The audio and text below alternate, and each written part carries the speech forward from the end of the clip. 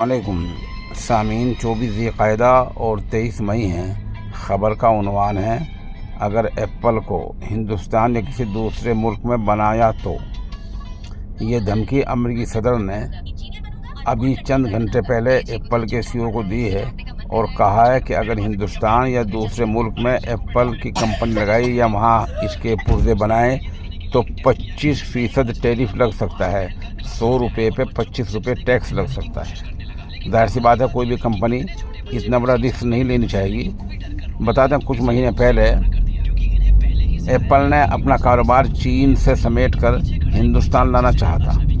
अभी 15-20 दिन पहले भी ट्रंप ने ये वार्निंग दी थी कि अगर तुम भारत में एप्पल की कंपनी न लगाओ, और आज साफ साफ कहा कि अगर ये कंपनी कहीं तुमने लगाई हिंदुस्तान में या किसी और मुल्क में तो 100 रुपये में 25 रुपये यानी 25% टैक्स लग जाएगा। इस तरह